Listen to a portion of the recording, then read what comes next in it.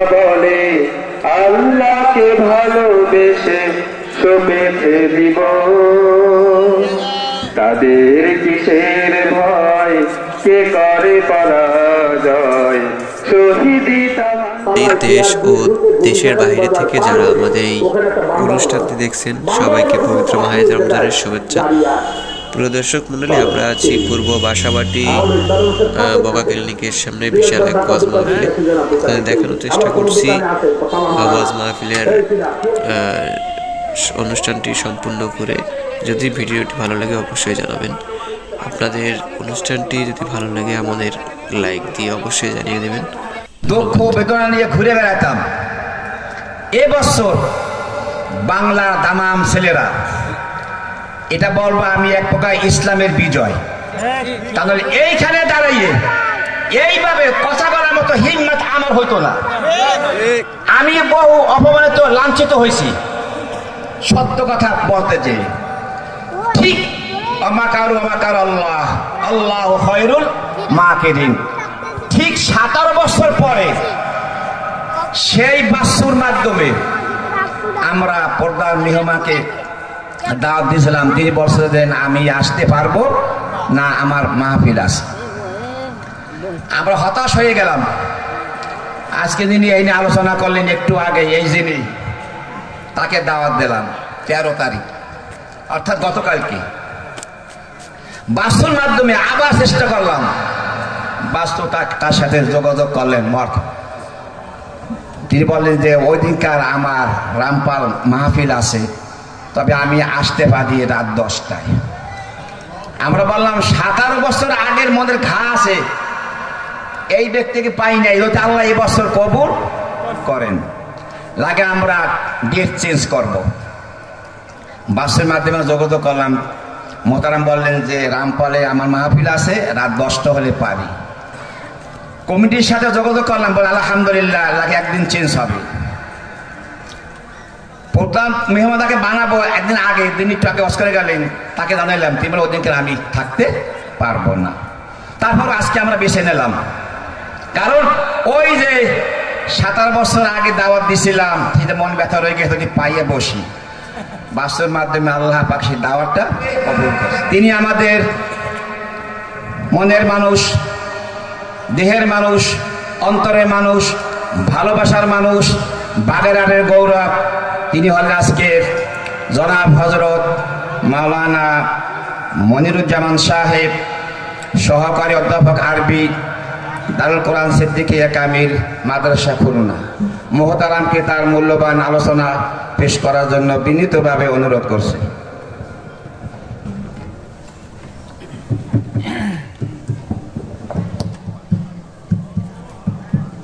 السلام عليكم ورحمة الله وبركاته. الحمد لله نحمده ونستعينه ونستغفره ونعوذ بالله من شرور أنفسنا ومن سيئات أعمالنا. من يهده الله فلا مضل له ومن يضلله فلا هادي له. وأشهد أن لا إله إلا الله وحده لا شريك له. وأشهد أن سيدنا ومولانا محمدا عبده ورسوله الذي أرسله بالحق بشيرا ونذيرا وداعيا إلى الله بإذنه وسراجا منيرا. فقد قال الله تعالى في كلامه المجيد وفرقانه الحميد. أعوذ بالله من الشيطان الرجيم بسم الله الرحمن الرحيم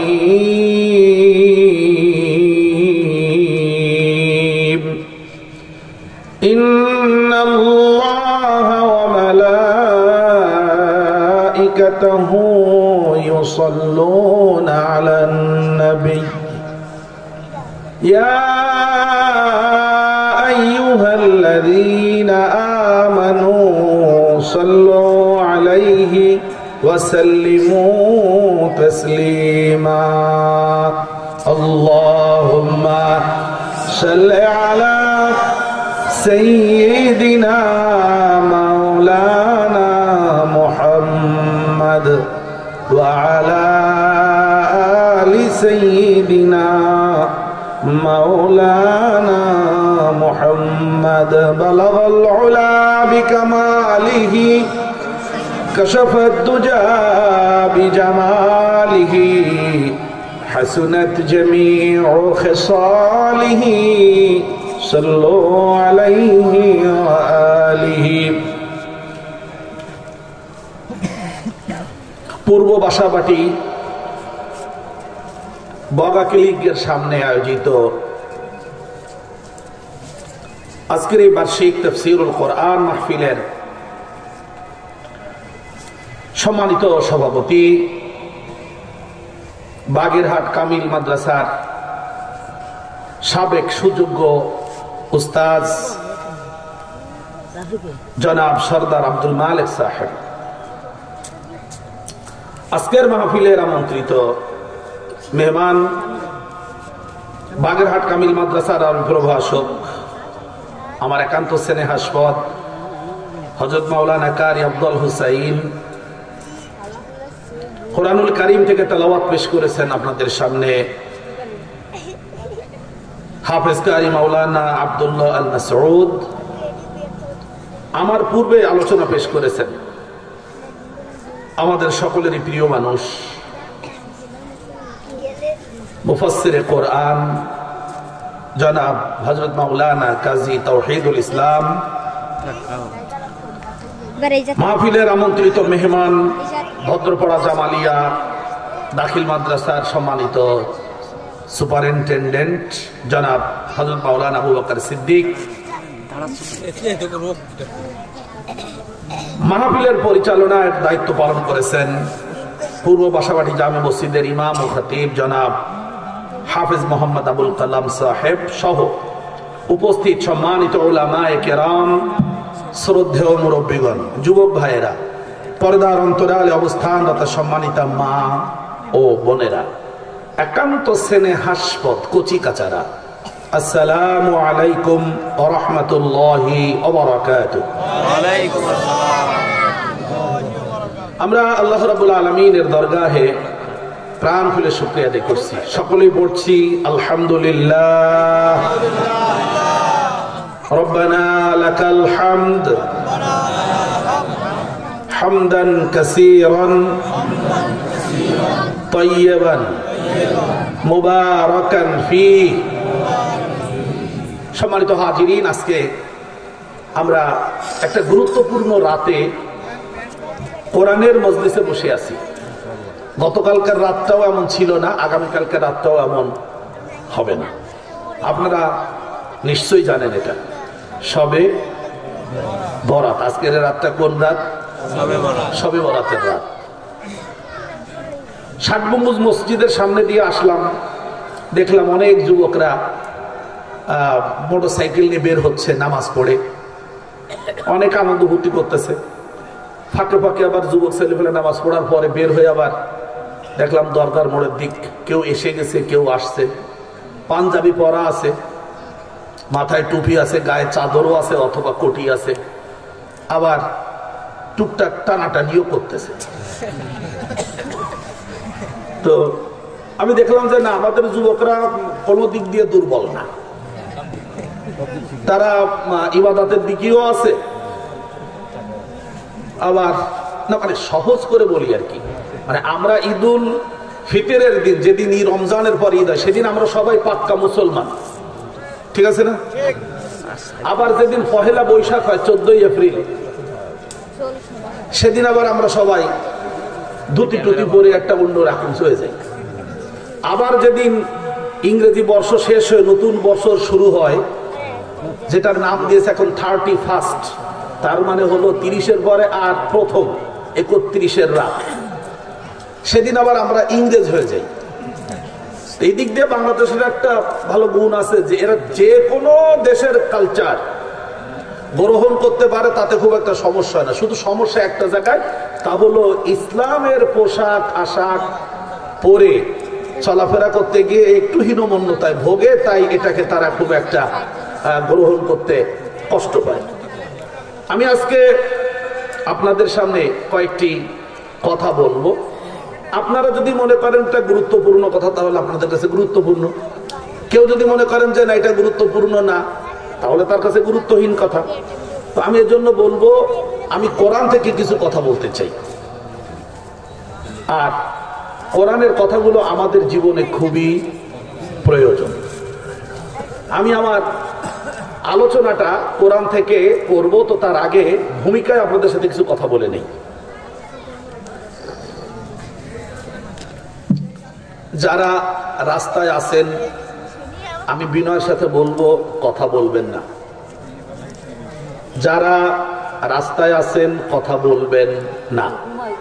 সুযোগ হলে ভেতরে আসবেন, বসবেন, তবে আপনাদের রাস্তার আওয়াজ আমার কানে না আসলে আমি খুশি হব। আব্বাজানেরা, বাদাম খাওয়ার পরে কথা বললে হবে, কথা বললো না, থাক, হ্যাঁ, কথা বললো না। আমি ছোট্ট করে উদাহরণ দিতে চাই।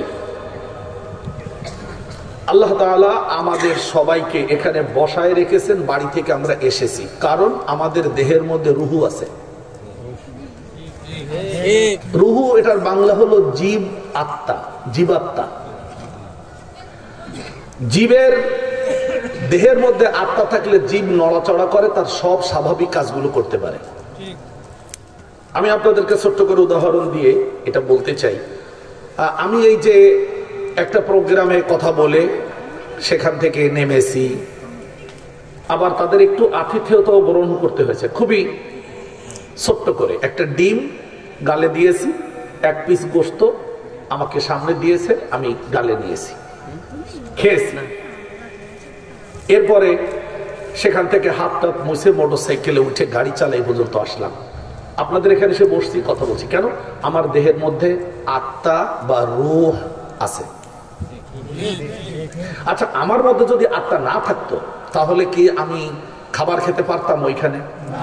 আপনাদের এখানে এসেও কিছু নাস্তা করেছি, ফল ফাঁকড়া এটা খেয়েছি, খেতে পারতাম না। ওখান থেকে হেঁটে সেখানে স্টেজে বসেছি, পারতাম না। এবার আপনারা বলবেন, প্রত্যেকটা জিনিসের আত্মা আছে। আপনি বোঝেন আর না বোঝেন, সব জিনিসের একটা আত্মা আছে। সেই জিনিসের ভেতর থেকে যদি তার আত্মাটা বের করে ফেলে দেওয়া হয় বা সরিয়ে রাখা হয়, তাহলে আপনারা বলবেন ওই জিনিসটা জীবিত থাকে না মৃত হয়? হ্যাঁ, মৃত হয়। এই কথাটুকু বুঝতে তো কারো কোনো আপত্তি নেই, এটুকুন বুঝেছেন তো? বাস। আমাদের দেহের মধ্যে একটা আত্মা আছে, রুহু আছে, ঠিক, আমরা জীবিত। এবার আপনারা বলবেন, আমাদের যে দেহের সাথে জড়ানো আছে চরিত্র, কি জড়ানো আছে? আমার ওঠা বসা, চলাফেরা, খাওয়া দাওয়া, লেনদেন, ঘুম, চলাফেরা, ব্যবসা বাণিজ্য, শিক্ষা, সবটা যদি আমরা এক শব্দে বলতে চাই, তা সেটা হলো চরিত্র। এবার আপনাদের কাছে বলবো, খুব মনোযোগ দিয়ে শুনবেন, কারণ আমি কিচ্ছা কাহিনী বলি না, এটা আপনারা সবাই জানেন। আমি কিচ্ছা বলি না, এটা বলা পারি না তা না, বলি না। কোরআনের মাহফিলে নিতান্ত প্রয়োজন হলে উদাহরণস্বরূপ কোনো একটা ঘটনা বলা যেতে পারে। আপনার আমার যে চরিত্র, দেহের সাথে যেটা জড়ানো চরিত্র, চরিত্রেরও একটা রুহু আছে, চরিত্রেরও একটা রুহু আছে। চরিত্রের ভেতরের রুহুটা যখন আমাদের চরিত্রের মধ্যে থাকে না, তখন আমাদের চরিত্রটাও মরে যায় এবং পচে যায়, এরপর সেখান থেকে সুঘ্রাণ বের হতে থাকে। কি বের হতে থাকে? দুর্গন্ধ। তাহলে চরিত্রের ভেতর থেকে যদি দুর্গন্ধ বের হয়, আমরা এটা অনেক সময় টের পাই না? ভাই ওর যে কাজ কাম, তো ওর আপনি টাকা হাওলাত দিচ্ছেন, কারে বলেন না আমার এত পাও ধরে ফেলেছে 2000 টাকা দিতে হবে, 2000 টাকা না দিবি ছাড়ব না। ওরে তো টাকা দিচ্ছেন রে ভাই, কি গ্রাম বেরোচ্ছে এই কথার মধ্যে? ও টাকা আপনারা দেবে না, এটা তার চরিত্র না? এই চরিত্রের রুহু কি? সে টাকা হাওলাত নিলে নির্দিষ্ট সময় পরিশোধ করে দেবে। এই যে পরিশোধ করলো না, সে তার চরিত্রের ভেতরে একটা জিনিস হারায় ফেলছে না? কি হারাইছে বলেন তো? রুহ। কি হারাইছে? রুহু হারাইছে। ভালো করে বুঝেন, আমি কিন্তু আজকে আপনাদের রুহ পড়াচ্ছি, রুহ এটা পড়তে হবে আজকে। আমাদের দেহের মধ্যে যেমন জৈবিক রুহু আছে, তেমনি আমাদের নৈতিক রুহু আছে, নৈতিকতার রুহু আছে। এই নৈতিকতার রুহু যখন থাকে না, তখন মানুষের নৈতিকতা পচে গেছে, তখন নৈতিকতা থেকে গন্ধ বলেন, সবাই বলেন, ওইনি অর্ধেক বলেননি, বলেন কি বের হয়? কি নেই? রুহের দেহের মধ্যে কি আছে? চরিত্র আছে, কিন্তু চরিত্রের মধ্যে রুহু নেই।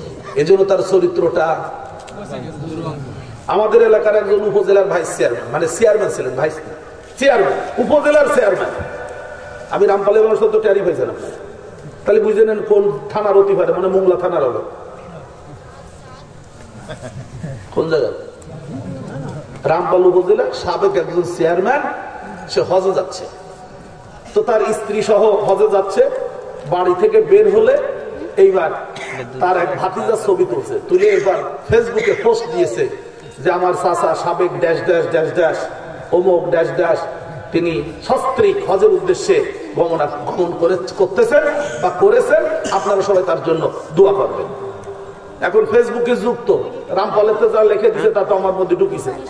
এইবার ওর নিচে কমেন্টসে লেখা, কমেন্টস মন্তব্যে লিখেছে একজনে, আমি ডিপ টিউবওয়েল আনার জন্যই তোমার চাচার কাছে 64,000 টাকা দিলাম, টিউবওয়েলও পাইনি, টাকাও ফেরত পাইনি, তোমার চাচা হজ করতে যাচ্ছে কার? এবার বলেন চরিত্রের ভিতর থেকে কি যেন একটা বেরোয় গেল। কেন বেরোয়েছে বলেন তো? সবাই বলেন। আজকে রুহু পড়াবো আপনাদের। আজকে গোটা সমাজ, গোটা রাষ্ট্র, গোটা পরিবার, প্রত্যেকটি দেহ রুহের অভাবে পচে গেছে। আমাদের পরিবারের মধ্যে একটা রুহু আছে, সেই রুহুটাকে যখন আপনি বের করে ফেলে দিবেন, তখন আপনার পরিবারটা পচে যাবে। কষ্ট পাইলেন? কি পচে যাবে? পরিবার পচে যাবে। যদি পরিবার থেকে আপনি বলে ফেলেন আমি শিক্ষকতা করি, তো আপনাদের না বলে আগাবো না। যদি পরিবারের ভেতর থেকে আমরা রুহুটা বের করে ফেলি, আমরা যে সমাজে বসবাস করি সেই সমাজেরও একটা রুহু আছে। সেই রুহুটা যখন আপনি আমি সমাজ থেকে আমরা 10 জনে মিলে যখন বের করে ফেলবো যে না এটা দরকার নাই, তখন সমাজের ভেতর থেকেও কিছু গন্ধ। কি ব্যাপার না ভাই, কিসের গন্ধ? মদের গন্ধ। এইটা কি? এইটা একটা অবৈধ বাচ্চা ফালানো আছে ডাস্টবিনের মধ্যে, এটা গন্ধ না? কেন? এই সমাজ নামক দেহের ভেতর থেকে রুহুটাকে বলেন বলেন বলেন। শিক্ষা ব্যবস্থারও একটা রুহু আছে, শিক্ষার একটা রুহু আছে। রুহুটা যখন বের করে ফেলে দিবেন, তখন আপনার আমার সন্তানরা লেখাপড়া শিখে বড় হবে, কিন্তু শিক্ষিত হলেও মানুষ হবে না।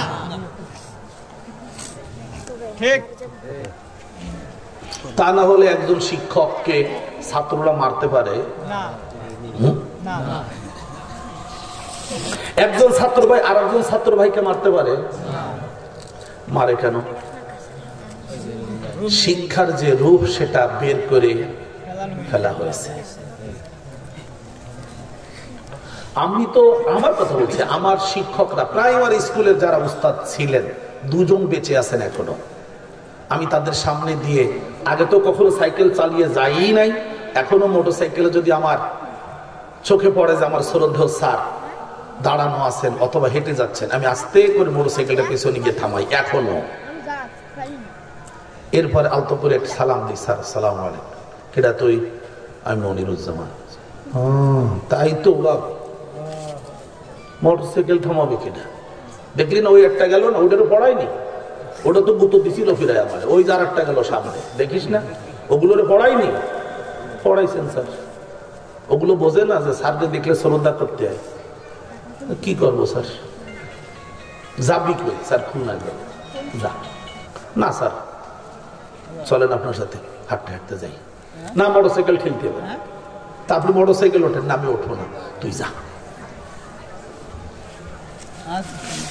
শিক্ষার ভেতরে কেমন রুহু আছে? আপনারা মা বাবারা, শিক্ষকরা যদি, এই যে আমাদের শ্রদ্ধেয় স্যার বাগেরহাট আলিয়া মাদ্রাসা 86 সালে দাখিল পরীক্ষা দিতে এসেছিলাম, সেই সময় অল্প অল্প চিনতাম স্যারকে।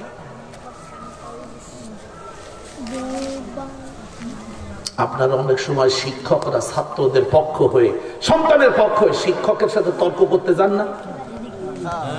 আপনি আমার ছেলেরা মারতে কিনা, আপনি বাচ্চা পড়তেন না, আমি বাচ্চা পড়ছি। আপনার এই দুইটা তেজি কথায় আপনার সন্তানের দেহ থেকে শিক্ষার রুহুটা বের হয়ে গেছে। ঠিক পারলে আপনার সন্তানকে মানুষ করে দেখাবেন, আমাকে কিছু শিখবে, তবে সেটা মরা শিক্ষা। হতেও পারে আপনি যে শিক্ষকরে যে ধমকটা দিছিলেন, শিক্ষক ওই ধমকটা আপনার উপরে ছেড়ে দিয়েছেন।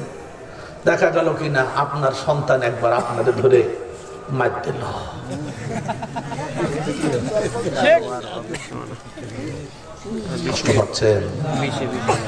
আমাদের যে বিচার ব্যবস্থা আছে বাংলাদেশে, বিচার ব্যবস্থার মধ্যেও একটা রূহ আছে। সেই রূহটা হলো আদালত, ন্যায় বিচার, ইনসাফ। আপনারা সত্যি করে বলবেন তো যে এই ইনসাফটাকে বিচার ব্যবস্থা থেকে বের করে ফেলা হয়েছে কিনা? ঘুষ অথবা উপরের চাপ। আমার সাথে খুলনা জেলখানে এক ভাই ছিলেন, মৌলানা আব্দুল সালাম জাহেদি। তিনি জেলখানায় আসলেন, পরের দিন জামিন হয়ে গেল, আদালত জামিন দিয়ে দিল ওনাকে। উনি খুলনা জেলখানা থেকে বের হয়ে জেলখানা ঘাট পার হয়ে ওপার গিয়ে উঠেছেন। ইতোমধ্যে পুলিশকে ওনার ওখানে গিয়ে ধরছে, হুজুর আপনারা জামিন দিয়ে দিছিলাম, আপনার আবার জেলখানা যাওয়া লাগবে। কেন? আপনার জামিন বাতিল করা হয়েছে। ছোট বছর কিরকম হইল, কোর্টেতে জামিন দিল, আপনারাই কাগজপত্র এনে বললেন যে আব্দুল সালাম জাহেদ হিসাবে জামিন হয়ে গেছে, আপনারাই তো ছেড়ে দিলেন, আমি তো বেরোয় চলে আসতেছি, আমার স্ত্রী সন্তান তারা আসছে, ওনাদের বাড়ি জাতি বলেন আপনার আবার জেলখানা যাওয়া লাগবে। আপনাকে আবার কথাগুলো কিছু বুঝতেছেন? তাহলে বিচার ব্যবস্থা থেকে কি বের করে ফেলা হয়েছে বলেন একটু? কথাই কয়। প্রাইমারি স্কুলে পড়তে গেলে একটু পড়া ক্ষতি হয় না? আমরা তো এই পড়া তো পড়তেছি প্রাইমারি পড়া, এ পড়া আপনাদেরকে কেউ পড়ায় নাই, কেউ পড়ায় নাই। Not a single teacher, not a single teacher in your life. আপনার জীবনে কোন একজন শিক্ষকও এ পড়া পড়ায় নাই। আমাদের ব্যবসা বাণিজ্যের ভেতরে একটা রুহু আছে না? সঠিক মাল, সঠিক ওজন। আপনারা বলবেন ব্যবসার মধ্যে কি রুহু আছে? আছে ওজন, কথা কয় না। এই যে আপনাকে একটা বাজার আছে না, মাছ টাছ মেলা পাওয়া যায়, বড় বড় ট্রলারে এসে মাছ নামায় দিয়ে যায় না? এই যে বাগেরহাটের মধ্যে, বুঝতে পারছেন? একদিন গত বছরের আগের বছর একটা মেদ মাছ কিনতে আসলাম, যে আমাকে দেশি খালের মানে ওই মাথায় বড় খালের অনুকূল একটা মেদ মাছ পাওয়া যায় কিনা। তো আমার একজন আত্মীয় আমার সাথে ছিলেন, বলে আপনি তো বাগেরহাটের ভালো চেনেন টেনে, চলেন একটা মেদ মাছ পাওয়া যায় নাই। তো উনি আমারে বললেন যে চলেন, যে উনি ওনার একজন জামাই আছে মাছ বিক্রি করে, তারে যে বললো যে জামাই এটা আমার বোনাই, এটা দেশি মেদ মাছ কিনতে চাই, দেশি মেদ মাছ কি আছে? তা বললো কি শ্বশুর, যে কড়া মেদ মাছ দেখতেছেন এর একটাও বাংলাদেশি না, ইন্ডিয়ানটা বরফ দিয়া আর কি যেন একটা দিয়া। আপনি শ্বশুর তাই বললাম, কারণে কইেন না, আমার স্টোরের মধ্যে 3টে মাছ আছে, আমি তার একটা এনে দিচ্ছি, দেশি মেদ মাছ, রুহু আছে তো। বাগেরহাটবাসী যে মেদ মাছ খান সব ইন্ডিয়ান মেদ মাছ। কষ্ট পাচ্ছেন না? সূরাতুন নাহাল 16 নম্বর সূরা, আয়াত বলেন। আউযু বিল্লাহি মিনাশ শাইতানির রাজীম।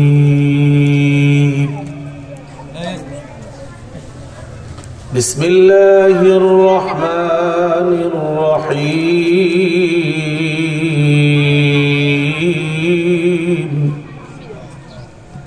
পানি ফেলে দাও,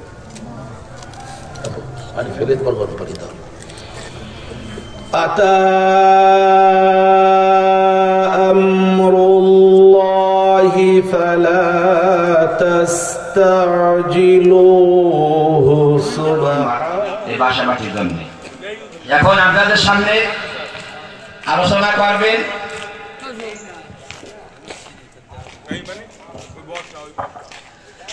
সম্মানিত উপস্থিতি, পূর্ব বাসাবাটি যুব সমাজের উদ্যোগে আয়োজিত বাৎসরিক তাফসীরুল কোরআন মাহফিলের বিশেষ আকর্ষণ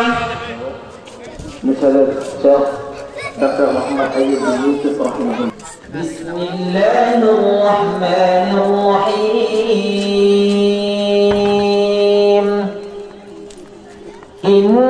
ইন্নাল্লাযীনা কাফারু ينادون لمقت الله أكبر من مقتكم أنفسكم إذ تدعون إلى الإيمان فتكفرون أخاف أن يكذبون ويضيق صدري ولا ينطلق لساني فأرسل إلى هارون ولهم علي ذنب فأخاف أن يقتلون قال كلا فاذهبا بآياتنا। যখন তিনি রাষ্ট্রীয় ক্ষমতায় তিনি সামনে ঘোড়ার পিঠে তিনি চলছেন, বাদশাহ অর্ধ পৃথিবীর শাসক। এত সোজা নয়, বাংলাদেশের শাসক না, বাংলাদেশের শাসক হয়ে কত তাফালিক করি আমরা। আর অত কিছু লাগবে না, মেম্বার হলে তার জোরে থাকা যায় না, কমিশনার হলে ওরে ক্ষমতা কমিশনারের থেকে কমিশনারের ছেলের ক্ষমতা আরো বেশি। সেজন্য সেকেন্ড চেয়ারম্যান, সেকেন্ড পৌর মেয়র, কি ঠিক করে কিনা কথা বলেন, ওরে ক্ষমতা। ওমর ফারুক ছিল অর্ধ পৃথিবীর শাসক। আল্লাহু আকবার। এই ওমর ফারুক সাথীদের নিয়ে চলছেন, ঘোড়ার পিঠ থেকে হঠাৎ সংকেত দিলেন, সবাই থেমে যাও। তিনিও থেমে গেলেন। ওমর ফারুক নামলেন, সবাই উটের পিঠ থেকে অথবা ঘোড়ার পিঠ থেকে নেমে গেল।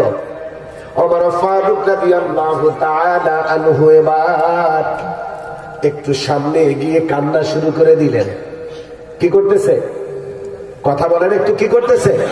কান্না শুরু করে দিয়েছে।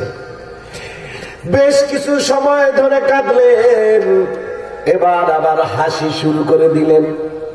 কান্নার পরে হাসি। সাথীরা সব অবাক, রাষ্ট্রের প্রধান কি করছে? হাসতেছে, কাঁদতেছে, হাসা আর কান্না, এটা কিসের লক্ষণ? কথা একটু জোরে বলেন কিসের লাটন? আমার ফারুক পাগল ছিল না, তিনি কাঁদলেন আবার হাসলেন। কেউ বোঝে না ওমর ফারুকের কান্নার কি কারণ, আবার হাসির কি কারণ।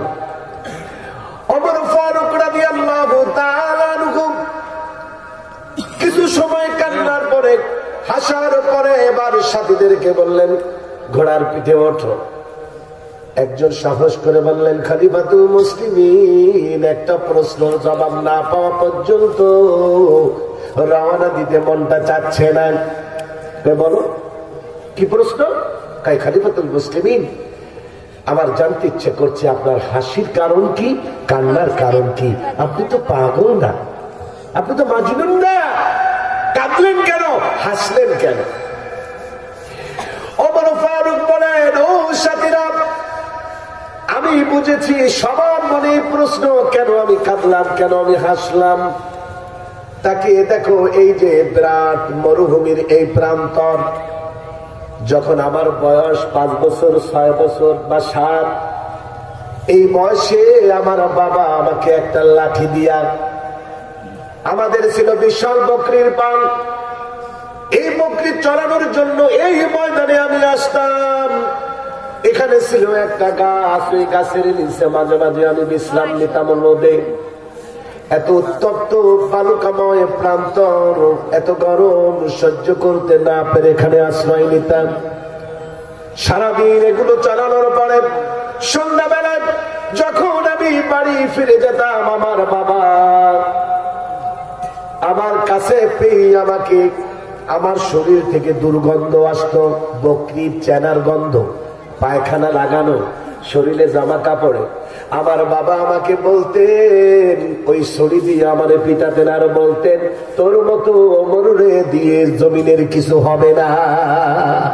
একটা অথর্ব, একটা বলদ হয়েছিস, কলুর বলদ, তুই জীবনে কিচ্ছু করে খেতে পারবি না। কি আমরা বাচ্চারা একটু উল্টা পাল্টা করলে বলি না? আমার ফারুক বলছেন, আমার বাবা আমাকে এগুলো বলতেন, আমার শরীর থেকে দুর্গন্ধ আসতো, বকরি প্রসাদ থেকে আমি পবিত্র রাখতে পারতাম না, হতে পারতাম না, আর বাবা আমাকে বলতেন তোরে দিয়ে কিচ্ছু হবে না। অথচ সাথীরা, আবার আমি সেই ওমর, আল্লাহ রাব্বুল আলামিন আমাকে অর্ধ পৃথিবীর শাসক বানাইছেন শুধু একটা কারণে, সেই কারণটার নাম হলো ঈমান। আল্লাহু আকবার। ঈমান আনার কারণে আমার আল্লাহ আমাকে এত মর্যাদা দিয়েছেন, এত ইজ্জত দিয়েছেন, এত সম্মান আল্লাহ দিয়েছেন। সেই প্রসাদ থেকে পবিত্র না হওয়া মানুষটিকে আল্লাহ রাব্বুল আলামিন দুনিয়ার আর আখিরাতে সব জায়গায় সম্মানিত করেছে। সুবহানাল্লাহ হবে না? আল্লাহ পাক বলেন, মান আমানা বিল্লাহি ওয়াল ইয়াউমিল আখির ওয়া আমিলা সালিহান ফালাহুম আজরুহুম ইনদা রাব্বিহিম ওয়ালা খাউফুন আলাইহিম ওয়ালা হুম ইয়াহজানুন। কার কথা? এটা জোরে বলতে হবে। মান আমানা বিল্লাহ, আল্লাহ পাক কি সুন্দর করে বলেন, যারা আল্লাহর উপরে বিশ্বাস করবে, ওয়াল ইয়াউমিল আখির, আখিরাত দিবসের উপরে বিশ্বাস করবে, ওয়া আমিলাস সালিহান, নেক আমল করবে, ভালো কাজগুলো করবে, জীবদ্দশায় পরের উপকার করবে, কারো প্রতি জুলুম করবে না, কাউরে ঠকাবে না, ছেলেটারে সব দিয়ে দেবে না, মেয়েটাকে ঠকাবে না। কেন দেবেন? কার জন্য দেবেন? আপনি কবরে যে নিজে কবরটাকে জাহান্নামের আগুন কেন বানাবেন? ছেলে মেয়ে এই উভয়টি তো অংশীদার হিসেবে সে পাওয়ার যোগ্য। মেয়েটারে দেবেন কোলা থেকে, ছেলেটারে দেবেন শহরের বাড়ি। আল্লাহর কসম, আপনার জান্নাত আপনি পাবেন না, জাহান্নামটারে আপনি কিনে নিয়েছেন ছেলেটারে শহরের বাড়িটা দিয়ে। যদি না পারেন সমঝোতা করতে ছেড়ে দেন, রেখে চলে যান, ওরা নিয়ে বুঝুক। তখন তো আর আপনার দায়বদ্ধতা নেই। কথা বলেন ঠিক কিনা? সমস্ত অ্যাসেটে লিখে দিয়ে যান, শরিয়া মোতাবেক বন্টন হবে, ব্যাস আপনি সারা। কি কথা বলেন ঠিক কিনা? প্রিয় ভাইরা আমার, খবরদার সন্তানের অধিকার নষ্ট করা যাবে না, স্ত্রীর অধিকার নষ্ট করা যাবে না, জনগণের অধিকার নষ্ট করা যাবে না। সামান্য একটা টাকার জন্য আপনি যদি কারোতি না থাকেন, কাল কিয়ামতের ময়দানে সমস্ত আমলগুলো তাকে দিয়ে দেওয়া লাগবে। একটা টাকার জন্য জীবনের সমস্ত আমল লাভ নাই, জোর করে খাওয়ায় কোনো লাভ নাই। একটা রাস্তার ইটের ভিতরে বাংলার 16 কোটি জনগণের টাকা আছে, কাঠটা মেরে খাবেন আপনি? কোন সুযোগ নাই। আমলের জিন্দেগি গড়া লাগবে। কথা বলেন ঠিক কিনা? আরো জোরে বলেন।